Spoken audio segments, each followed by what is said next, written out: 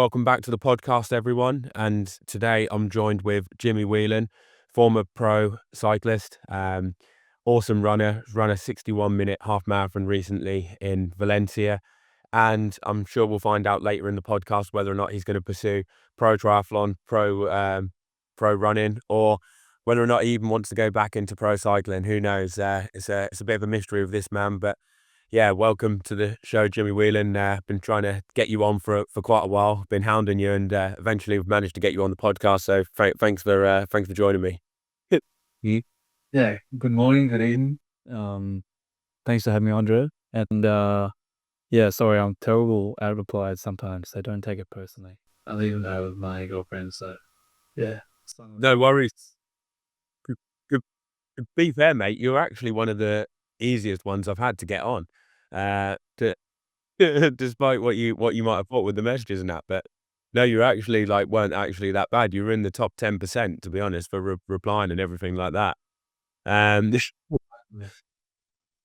think it's hard trying to get pros on, isn't it? Because everyone's trying to train and that, and then when you're not training, you're knackered and you're trying to recover, and then you're doing a million other things as well. It's just so hard to find the time for it. But now I'm glad we managed to get you on the end. And how's life going in Australia? It's getting pretty hot out there now, isn't it? Well, you'd think so, but down south where I'm in Melbourne at the moment, and it's been pretty horrendous weather, to be honest. Like one day a week it's nice, like 26, and then the other days it's like, well, not horrendous. It's not like UK weather, but it's like top of 17, sometimes like 11 degrees in rain. So it's not nice. Like all the bike riders riding around town at the moment, they're all in full longs and non-face, which is yeah, kind of weird for this time of year. So yeah, no, 11 degrees. I would have expected it to be a lot warmer. I thought you were going to say at least in the 20s every day. While you've been in Melbourne, have you come across a runner called Nick Earl? No, I don't know what you're talking about. I think He used to train in Norwich when I was here before he moved to Tasmania and then ended up in Melbourne. But he was a really good marathon runner, and every summer or every couple of summers he comes back and does a few local races and everything. But I used to train with him for a little while before he got really good at running and moved to Australia. And I know he's living in Melbourne. I thought, I wonder if you've come across him, because I know he's pretty handy. I don't think he's taken it as seriously as what he was though now. Nicole, if you're listening, you can come around with me. I need some training pass. Yeah, I reckon he would be pretty keen for that. So are you struggling to find people to train with there at the moment? No. Like I also do my own thing with training too. So, but I enjoy meeting new people. But yeah, like at the moment, I'm just a full-time running. We can go further into all of that. And yeah, no, the training's going good. Right now I'm just training for the Australian 10K championships in 3 weeks' time. Yeah. That's on the track. So yeah. What do you reckon you could run then for a 10K on the track? Like, assuming that race goes out pretty hard and it's not too tactical, what do you reckon would be like the best case scenario? Normally it's a little bit tactical, but not crazy. Like normally there's maybe 3 or 4K of the 10K that's a little bit slow, so you don't end up running. It's pretty rare for it to go under 28 minutes. Normally it's like 1 in 28 low, but within a pretty aggressive last 3-4K. Oh, I don't know. I'd like to think I'd go 28 flat, probably. Wow. Maybe. Do you think, because obviously like when you're racing in cycling, it's like so punchy, and it kind of comes down to like a lot of when the decisive moves are made, it's almost like a 2-3 minute real hard effort. Do you think that really plays to your strengths with like a bit of a punchy, finale in the runs, because you're used to that in cycling where you go well over your limits and then have to settle back? Like, have you got a good kick at the end? Yeah, but I think I could have a good kick. I'm not training to have a good kick at the moment. I'm like training for half marathon stuff. But I can still do like a pretty mean 400-meter session where I do like under 60-second laps and not be too. I'm not too gassed afterwards. I haven't really done a session where I do like a long threshold and then into like a kick down 3-lapper. which is kind of what a race is, I guess. Yeah. So I don't know. I'll find out in 3 weeks' time or 2 weeks' time. So yeah. Yeah, no, it'd be awesome to see. If we go back, so I've had a little look at your World Athletics profile, and I thought surely he must have done a lot of running when he was younger. And on there's literally 2 race results. There's like one from 2015 and then the half marathon in 2025. So like, but the time in 2015, I think you were like 19 and you ran an 8:19 3K, which is shifting for, especially for a 19-year-old back in like 2015. So you're obviously really talented at running when you were that age. So how did you manage to pursue cycling? And was that race just a one-off? Because there's no other results that I could see from back then when you were younger.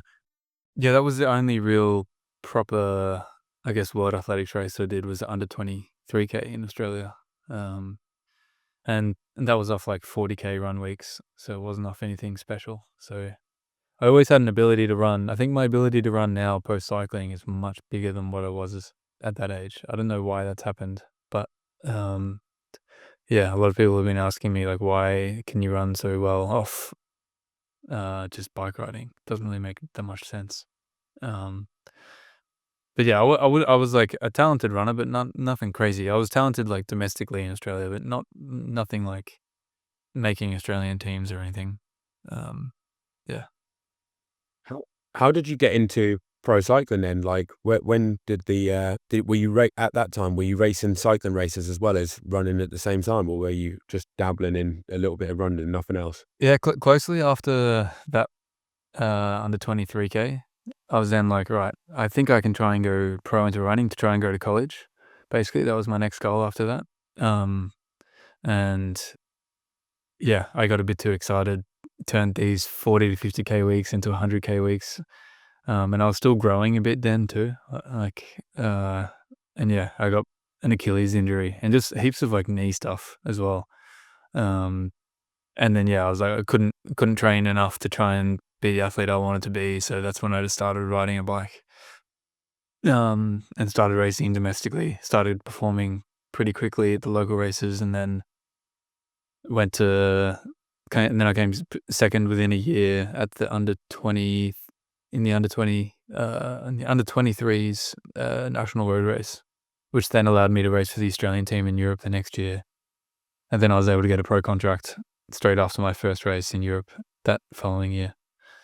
That's how that worked. Was that like 2017, 2018 time? 2018, yeah. So Who who did you go pro with at first then in I Europe? was with the development team of at the time Drapac EF Pro Cycling All right.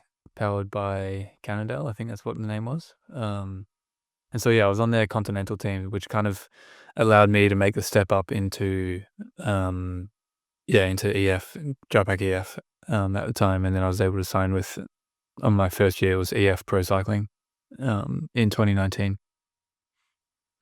What was it like going to Europe back then? Like, was it a bit of a culture shock? Yes. Or was it okay with some others that spoke English as well? It was a mate of mine. His name's Cyrus Monk. We were like 2 Aussie boys. We just lived in Belgium for 2 months in this house. It was pretty gnarly. Yeah.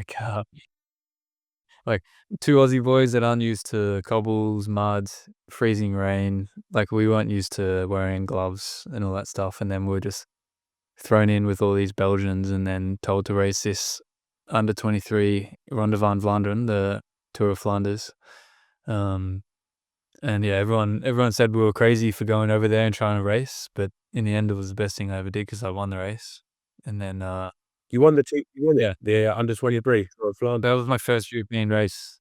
Did an attack with like 5 laps to go on a circuit, a hilly circuit. It was a hillier circuit than normal, so it kind of played into my strengths.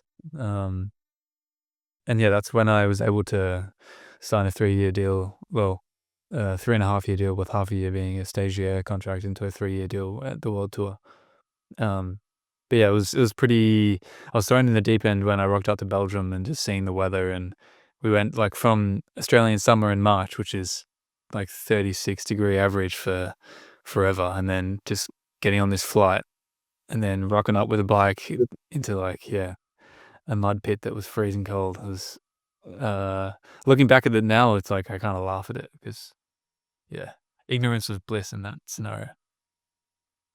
Was your second year then at EF, your second full year, the year when COVID hit back in 2020?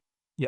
So that must have been put a real spanner in the works then, because I guess your first year you were kind of getting to grips with everything, and then the plan would have been for your second year to really like smash it and get some good results. And then obviously start of the year, COVID hits, and from March, no one knows what's going on. And I remember actually racing you on Zwift because you were doing literally every time I was doing like a Zwift race, you were on there, and there was another guy who was really handy as well, that was racing on there, and I used to see you all the time, like absolutely lighting it up. Uh, but how did you find COVID impacted your progression? And when the season started again, did you kind of find it hard to find your feet, like after not racing for 6 months and obviously not having loads of experience anyway in the pro race? Yeah, I mean, my biggest challenge going into pro cycling was in my neo pro year, just learning how to race a bike at that level. Like I hadn't really properly learned how to race a bike in general at a domestic level, let alone the World Tour stuff. So my neo pro year was actually really successful. I had like 65 race days racing in all sorts of big races, did the Dauphiné. And then, yeah, came into 2020 with being like, all right, I've had my trial year. Like now's the time to try and lift and create something with my career. And I mean, like everyone with the COVID stuff, like,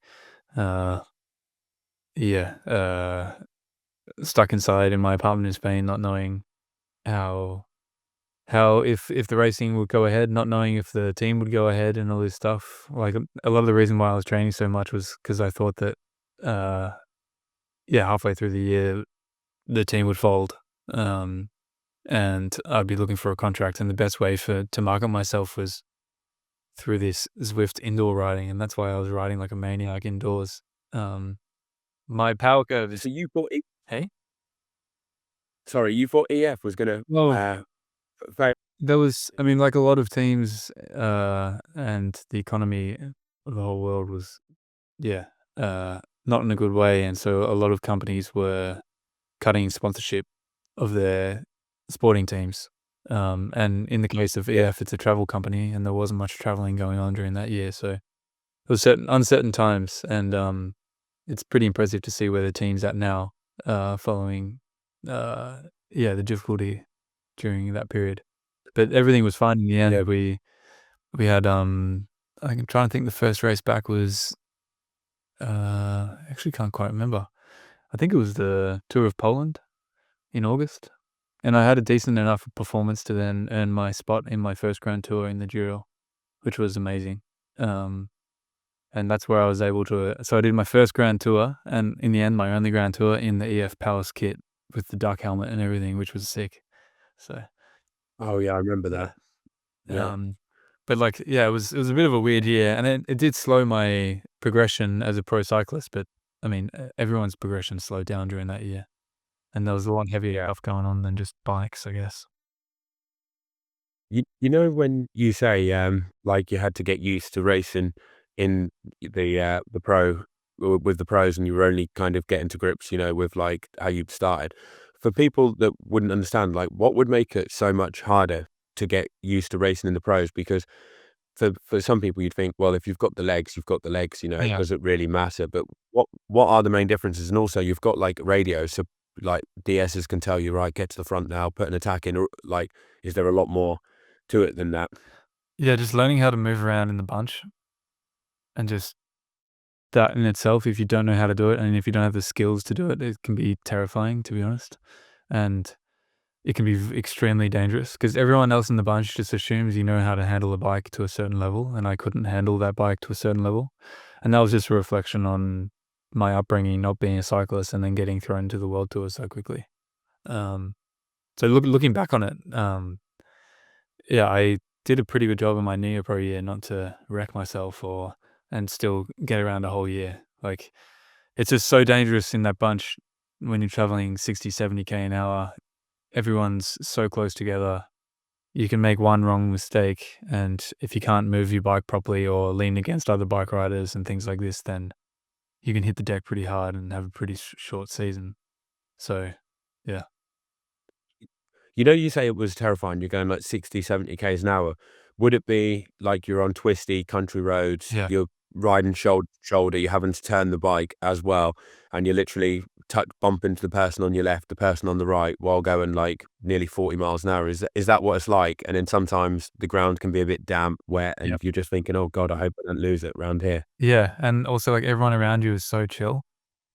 Like, it's part Yeah. of their it's to them, it's just another day of work, but in my case, I was, like, super stressed all the time. Um, and, like, there was times, yeah, just in the Dauphiné, which was my first big stage race, where we were really racing down descents and some big descents too, where we're on some small roads for, like, maybe 25 minutes of a descent, really narrow, and there's no like, if you make one mistake, then, you crash and you go down a cliff, basically. It's mad. Yeah. When you say like racing down the descent then, were they full on properly sending it on the descent, like as on the limit basically as fast as they could go, and you're just hanging on to the person in front of you, hoping that you don't stay? In the finals, like, sometimes you have a race profile where you have a mountain, and then you have a downhill, and then you have a mountain, and at the top of that mountain, there's the race finish.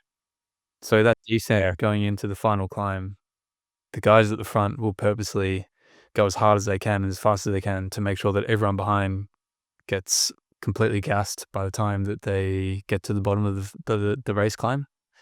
Uh, Yeah. and so that's why they go so fast. And so it was always in those scenarios where, yeah, the positioning at the top of that last climb, the second last climb would actually determine whether you could even just be in the race at the bottom of the final. Um, and that was like proper fast racing. Yeah, it was like sink or swim. Was was it exciting? It was really exciting. Yeah. I look back on it and I can't quite believe it still, like, just being thrown into the World Tour like that.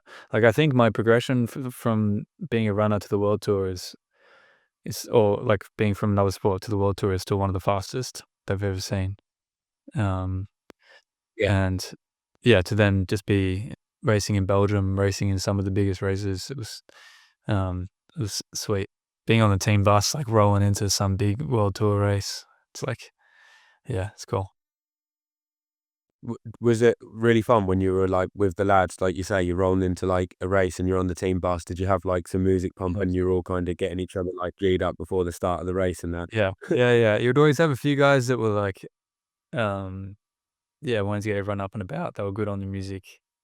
And yeah, Yeah. quite a vibe. Like, if you felt a bit like a footballer almost. Um, Yeah. What would have been some of the tunes on the bus, if you can remember, that would have got the people would have put on that was a classic to get you psyched up? just some of like I don't know what even you call it, but it's like the Belgian cycling music that's at like 120 BPM.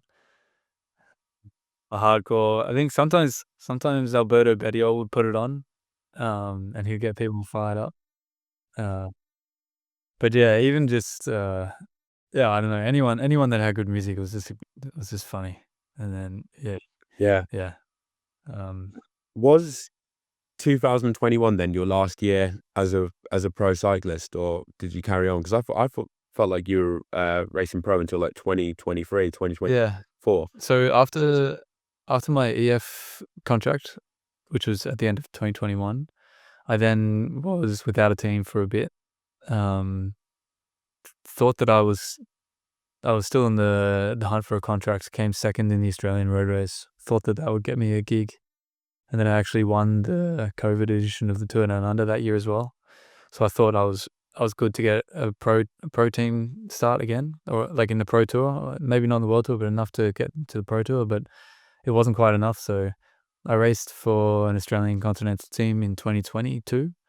Um, I raced a little bit in Europe, and then I raced for a Portuguese team the next year, and I was able to win the Queen stage of the Volta Portugal, which is like a 10-day stage race in the summer in Portugal, and then that allowed me in 2024 to then sign pro with the Q365 pro cycling team, which was last year. So Yeah. So you were on the team last year then when yeah. Pidcock was on the team. No, How Peacock was? was signed this year. Um, Oh, right, yeah. so yeah. How when you say you won like the Queen stage of the Tour of Portugal, like what kind of like numbers are you having to put out on the final climbs to do stuff like that? Like were they like PB powers or was it just really solid? But like at that point, people are fatigued and you kind of can ride away. I had really good power, like fatigue resistance. So my like raw 20-minute power watts per kilo wasn't crazy, but after a hard day, like after I don't know 4,000 kjs, like this one in Volta Portugal was on day 9 of 10 days, and it was like 5.5 hours of racing with over 4,000 meters of climbing, and it had a 22-minute climb at the end of the day, and I did like 395 watts for 22 minutes at 62 kilo. So whatever. That's crazy numbers. Um, Do you? yeah, I can't believe you're like 62 kilos as well because you're pretty tall, aren't you? As well, yeah, you're like pretty 6 foot, aren't you? Like you like 180 centimeters or something like that. 187. Wow, Yeah, that is crazy lean. Like to be able to do that. yeah, but like I couldn't be that all the time. Like normally, like Yeah, my happy weight, training weight's like 65. Um, yeah. yeah. For the fatigue resistant stuff, did you train for that, or was it just something that you naturally found you were good at, or would you do like would you do like quite a lot of steady miles beforehand, and then would you put in some hard efforts at the end of long rides? I wouldn't do hard efforts at the end of long rides, but I'd do these rides in Andorra, for example, that would just be on the pedals all day, uh, and also at altitude.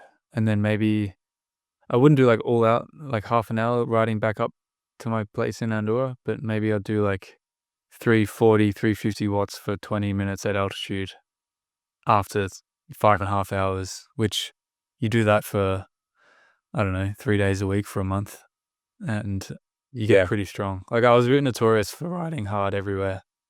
Um, like I'm one of those guys when I was training there that like if you ran into someone, they'd be like, we're not training him because he'll just like yeah be on really. pedal. What when you say like on the pedals, then what would be like an example of how it would be going in Andorra? Would it be like a 40-minute climb at like 300 watts? Just saying 300 watts, Yeah, and you'd be riding like three a yeah, day. and then also just on the flat, just like go proper quick until I see the next town kind of thing. Um, Yeah. like when I was racing for the Portuguese team, I did a lot of my training under my own coaching. So when you get an athlete like me doing your own stuff, I end up doing some pretty crazy things.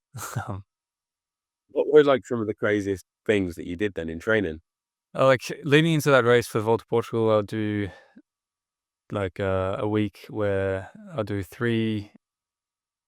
like I'd call it the devil block, 666 rest day, another double block 666, so 6 hours. Um, 6 days a week. so like I'll do 6 hours, 6 hours, 6 hours over 3 days, and then rest day, What? and then another 6 hour, 3 times 6 hour ride over 3 days. Um, And they were like pressing the pedals, like you say, like so pretty solid, but they weren't like you were just fooling them. yeah, like averaging like 32k an hour on climbing days, which is fast, and I'm not a very fast ascender, so that meant that everything else was going pretty quick.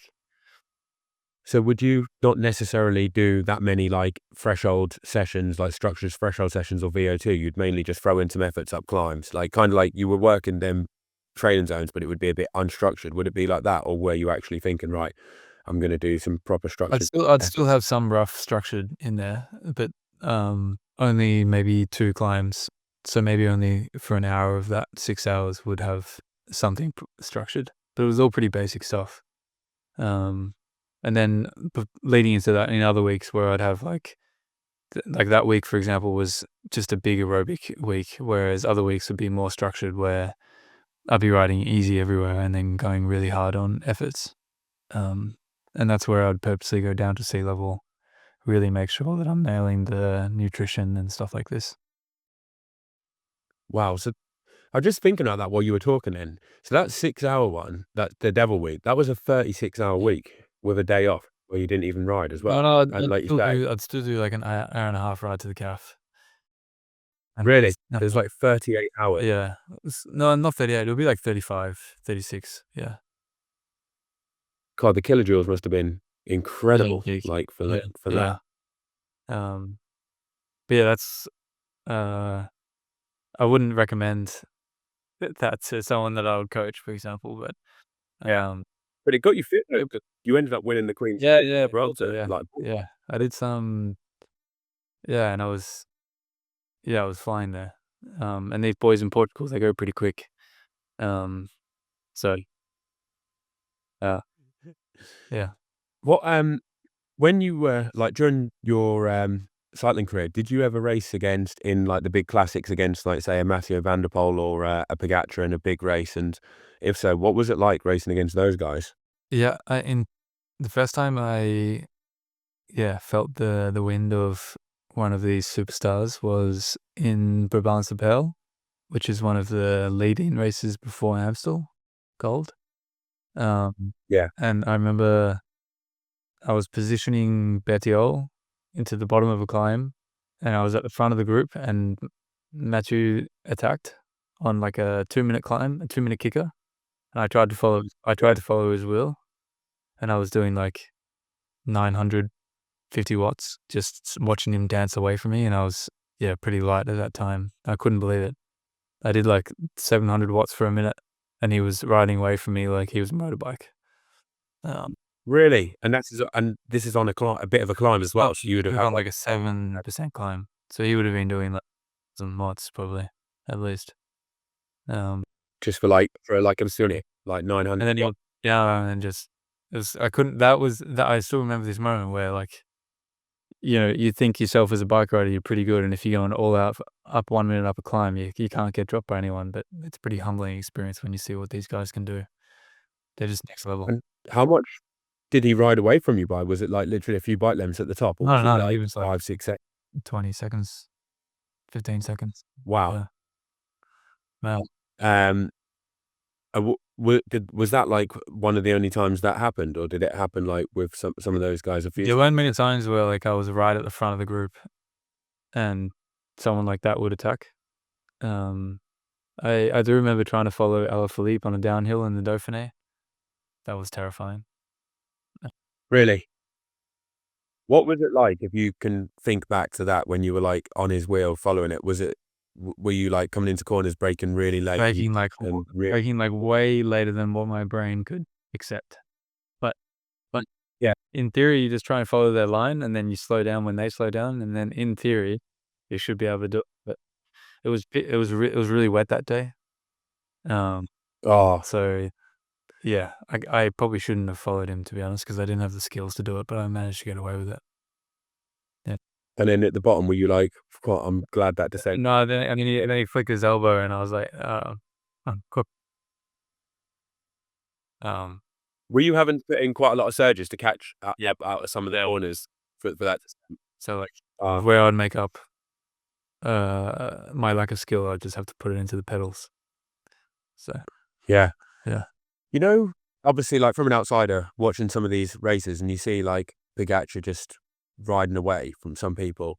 Like, what is the word like? You know, amongst people like you and like your teammates and that on it, like how hard he's actually going, and like how because it seems like he's like so much better than the others, but which is crazy because if like for a normal person, like say if I went out riding with one of you guys on the climbs, I'd be like that was insane. Like I can't imagine like how Pogacar would do to them what they're doing to me or more than to me. But like, is there any stories that you've got where you've heard like some crazy numbers that some riders in the peloton are doing and he's riding away, or is there any talk about like what kind of numbers they reckon that he puts out on some of the climbs?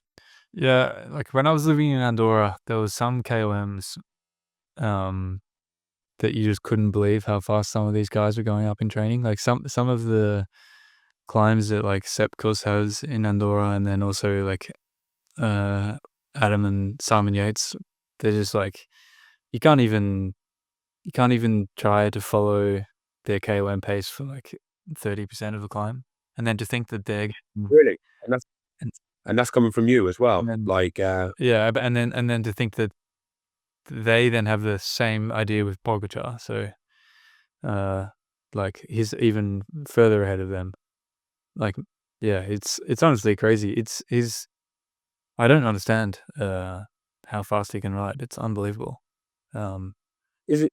Do you think it's a case of he's obviously like cycling is the sport for him? Like he's just managed to find the right sport and then got his training and everything down to a T, and that's pretty much like almost like the pinnacle of where we could get to right now, just because of like the guy that is really good at, because half of us might be good at a sport, but we've never tried it before, that we don't, so we don't never end up finding out that, this sport could be our potential, whereas he's managed to find the right sport for him and then get a strategy, I guess, in training that seems to really work for him. Yeah, honestly, I can't quite understand it. He has an incredible ability to not crash too, or have serious problems. So like his back to back, month to month, year to year volume is huge, and he does a lot of racing. And Yeah. this back to back racing, like these huge KJ days where he's putting out so much power for years, it's like it adds up, and it kind of makes sense. The engine he's created, at least from what I can see. And now he seems to have an ability to get even lighter than normal too, which is Yeah. even more terrifying for everyone else. Yeah.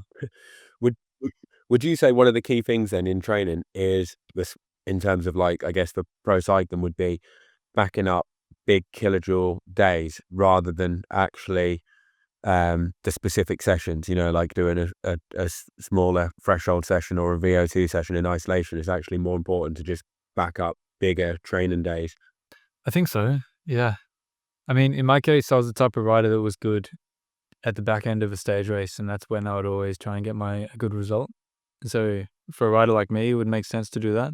But then there's some guys that are just super explosive. They can do world class power in one effort, like Tom Charles, or um, yeah, some riders are just really good at, they call it like hockey stick stages, where it's just dead flat all day, really easy, and then you do one climb, and then they can do exceptional world class power with one effort. Whereas in my niche case, like I was good at fatigue resistance, so I tried to lean into that. Yeah. And I also enjoy training like that too. So it kind of made my existence easy and enjoyable as a cyclist doing that.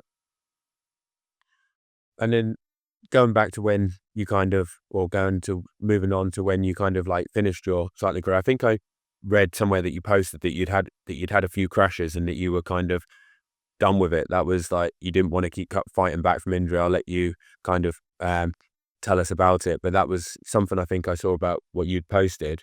Is that the reason you kind of finished pro cycling, but you obviously still love cycling and thought, actually, you know what, triathlon looks good for me. I can kind of get the cycle training in, don't have to worry about crashing in stage races or group, road races, and I can do some running, which I'm obviously very good at because I guess you'd maybe done a bit in like off seasons in the past, and from before you got into cycling, you knew you were pretty much a natural at it. Yeah, I mean, I'd had some like contract stresses piled up over a few years, and that's just the reality of being a pro cyclist. I think you just have to deal. If you're not in like that top 30% of riders in the World Tour, you're always like so replaceable, and teams can fold, they merge. Like this year, there's over 100 riders that were left on the market in October. So it's like it's a pretty tough existence in that regard. And then also, I was just sick of doing these massive altitude camps, getting so fit, and then having a crash because of my. I wouldn't say I wasn't bad at skills, but like it wasn't at the level that everyone else had, so I was more likely to crash than the next guy. Um, so my biggest thing was just I was sick of doing all the sacrifice, all the training, getting into mint shape, and then just not seeing the result because of a crash or a race dynamic. Um, and then I thought, well, I can run fast. I was watching a bit of the triathlons. Like I'm a triathlon fan. I was watching it on YouTube and stuff.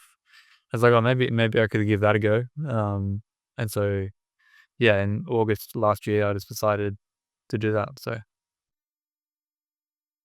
No, it's awesome to when I saw that you were deciding to do triathlon, especially because I remember following you for quite a while on Instagram, just because, like I said, I'd raced against you quite a while on Zwift. That was how I came across you. So I was following you, and I saw you when you finally started to dabble in a bit of running, and it was like you started off with like a 31-minute, something like that, 10K, or just under 31 minutes, and then it almost seemed like within no time you were running like sub 30, for a 10K, and like winning or being right up there in the races in Barcelona. I think you did a few 10Ks at the start, didn't you? Like in the town, and it was insane to see the progress. You raced Geelong this year. Is triathlon something that you want to carry on pursuing, or have you had other ideas now? I know you said off air before we started that you've had loads of DMs from triathletes asking like, what's the plan? So tell us a little bit about how it went going into Geelong, and what your plans are with triathlon, if there is any with triathlon going forwards.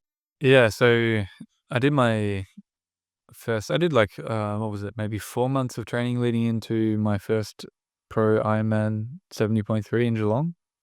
There's actually quite a stacked field in the end, so I got a pretty good idea as to what the world's best would do and what it was like. I finished, for those that didn't watch, I came out of the water with the lead women's race that started 5 minutes behind. So I was almost 9 minutes behind the front of the race by the time I got onto my bike and for the men's. And that was pretty eye-opening to realize just how much improvement I need to do on my swim. And yeah, I then still had an all right result in Geelong. I think I came like 12th or 13th, so I managed to mow a lot of people down in the ride and run. But yeah, I then came over to Europe and then I was meant to do Valencia, which would have been really nice. And then I got sick. Couldn't do Valencia. And I started getting problems on my time trial bike with sciatica. I had sciatica previously as a road cyclist on the road bike every now and again, when I was climbing. And yeah, I basically got it every time I went over 350 watts on the TT bike. And basically sciatica, it's like a problem. I couldn't quite work out where it was coming from, but it was coming from my lower back, would run down the outside of my left leg and basically get like a numb feeling. And then I'd have to do like 200 watts instead of 350. And dealing with like the expectation of wanting to perform in triathlon, I became like a pretty negative relationship with bike riding and triathlon itself. So I had to just get off the gas a little bit and just chill. And so that's when I just started to run more. I didn't have the problem when I ran. And then, I was running more and more. And then I was like progressing really well in my running. I was like, if I keep progressing over the next 6 weeks, like I could potentially try and be I could chase a sub 62 minute in a half marathon. So Yeah.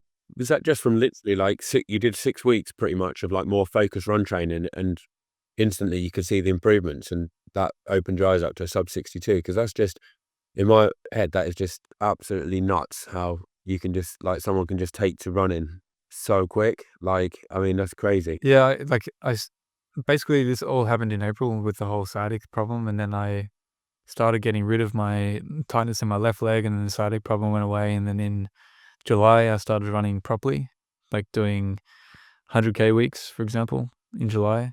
And then August, I was doing decent volume, like 150, 160. But that was just mostly just jogging with like half sessions. So still training pretty easy. And then September, October were pretty big running weeks with proper like pro running schedule. So running twice a day, sessions 3 times a week, solid long run. And I did like 4 big weeks before Valencia that were like 180, 190, 200, 190.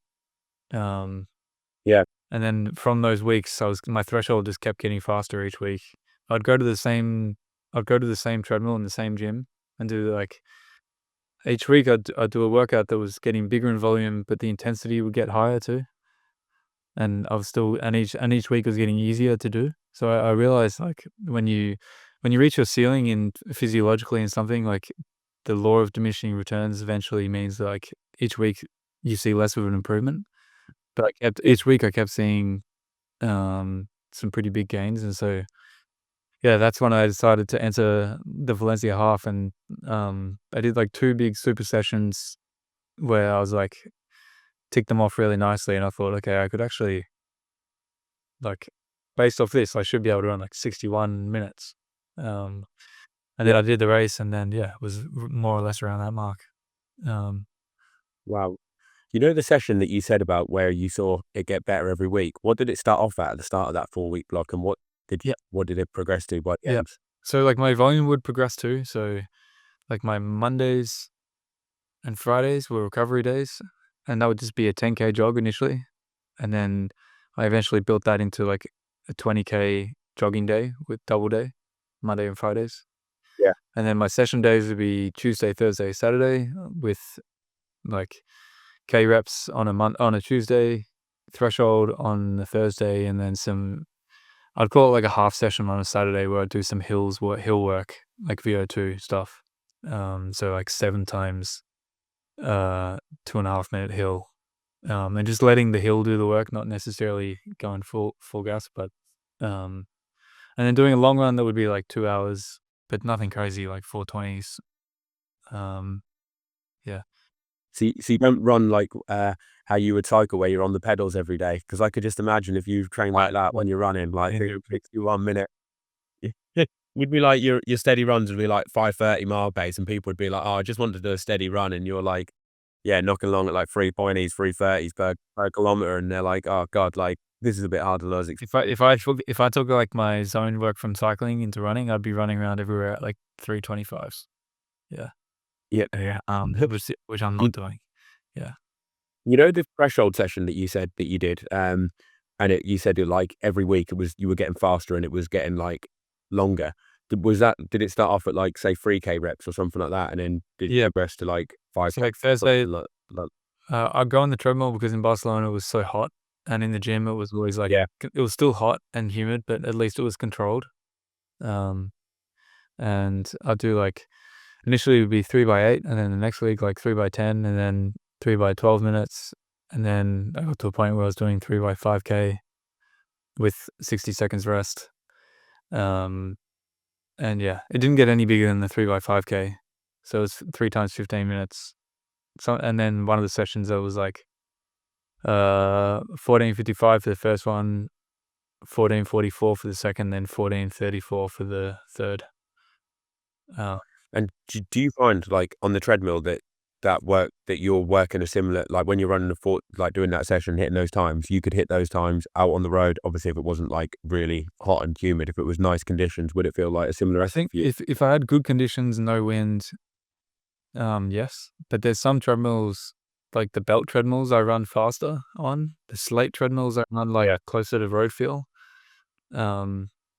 But it also depends, like the gym I had in Barcelona it was really hot and humid in the gym. There was like a sauna and spa area underneath the lower level. And so the heat training from that threshold work was huge. So Oh, really? So you found you were getting like a deeper heat training as well? like I'm a bigger reactor to heat than I am to altitude. Um, Oh, right. so like if I'm doing if I was to do a month block somewhere and it was cold up at altitude and I could just do a hot sea level training block, I'd rather just be at sea level. Uh, Yeah. and that's where I think like I realized I was in really good shape because I could do this threshold work whilst overheating. And so when I went to Valencia, it actually wasn't that cold. It was kind of hot. A lot of people blew up in Valencia, but because I was used to running in like 27-degree humid gym, the actual effort of the half felt super manageable. Yeah. What was it like starting off in half then? Because that is probably one of the most stacked half marathons in the world. Did you line up right towards the front, or what was your game plan? Where was your head at when you were standing on the line for that? And was there anyone that you were thinking, I'm going to try and target this person and just try and hang on to them and just see how long it goes? Because I mean, Alex Yee was there. You say you got a good test from Geelong for the triathlon, but I mean, he's probably the top runner in triathlon, and he was on the start line, and I saw your splits from it, and you were ahead of him at 10K into it, which is absolutely insane because he's in a running block at the moment for the marathon. Yeah, it was. I didn't really know who to go with. Like I had the elite start, so I could start I started like second line basically, so right on the front. And I didn't really think about who I was going to follow or anything, but I was just going to be like, okay, after the first or second K, you kind of work out like what feels like a comfy rhythm and what groups are forming. And then at that point, you have a choice. You either go with the group that's running fast or you go for a group that's running a little bit slower.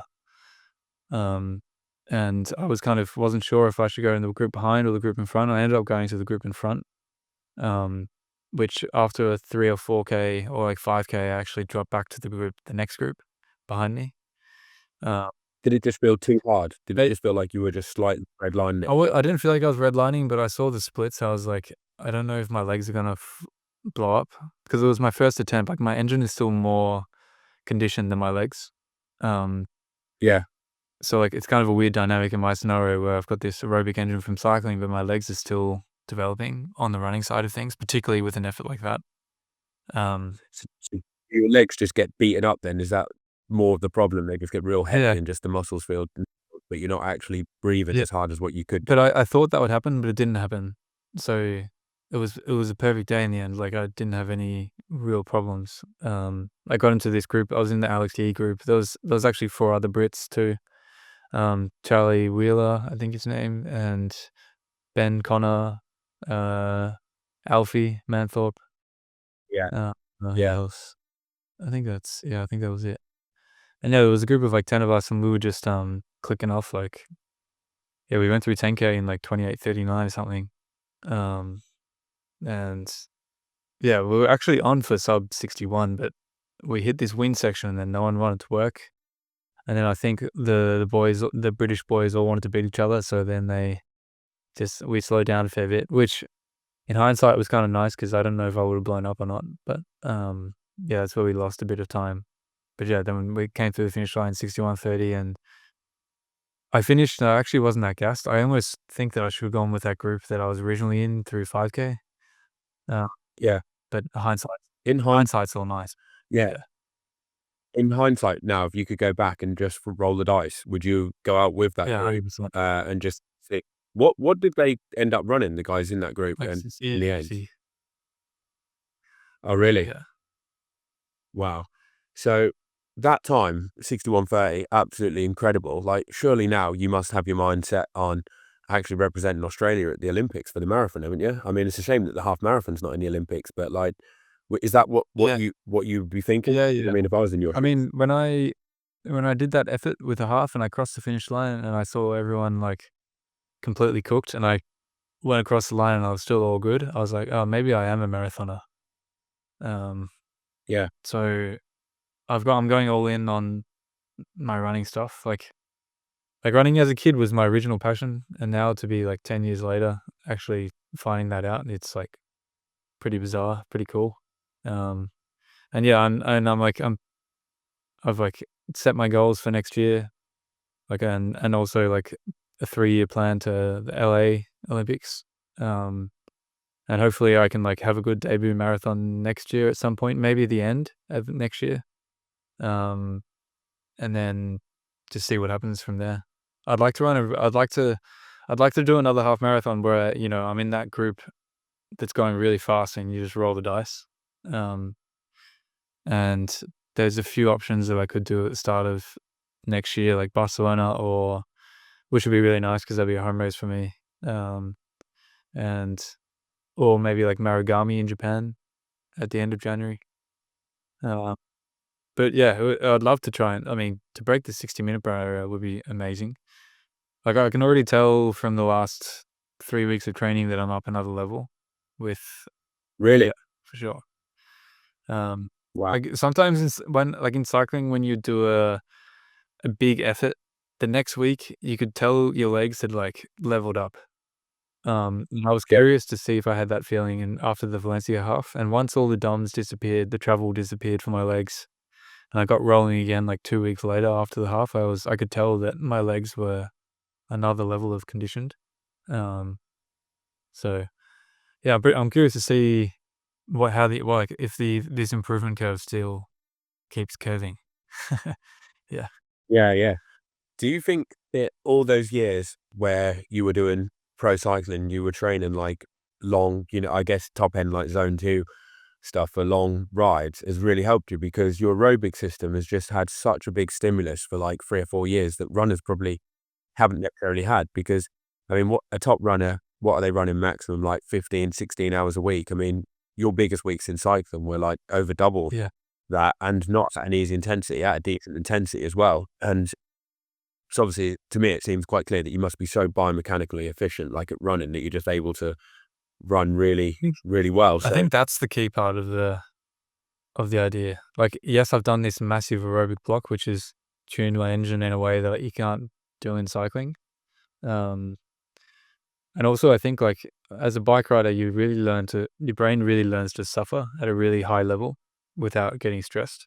So that's another thing. But then also, yeah, the third thing, like my running economy at 20K an hour is so efficient. Like I actually did some testing a few days ago to see like what my oxygen uptake was at different paces. And normally the more running efficient you are, like your running economy basically means that like your oxygen intake shouldn't change that much from like 20K an hour to 18K an hour, because basically your mechanics is doing the work, not your body. yeah, And so it's pretty cool to see just how efficient I was. And yeah, I think that's just why I could do that half marathon result, was because I could be so efficient at like 250s to 3-minute Ks. Yeah. for me, it's a shame that you're not racing Seville, because I'd love to see what you do in February. Well, it's not And, against. I could still do Seville, to be honest. Like right now I'm doing 200K weeks running. So like I'm basically doing marathon training. I mean, I know it's not Phil Sessman case. I'm not doing 240, but is that what Phil says? Is that what he's actually running? 240 Ks a week, is he at the check out moment? his Strava. It's unreal. Yeah. Have you seen that Jake Barraclough as well run to Japan on you? Like 40K a day. I don't know how he does that. Like I think my Achilles would just snap if I did that, or something would give way. Like it's Super nuts. impressive. Yeah. Um, yeah, there's a lot of people have been like, how have I managed to handle the running load too?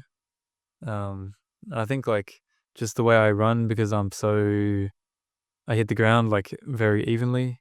Like I'm pretty light too, so there's not too much force going through all the bones and stuff.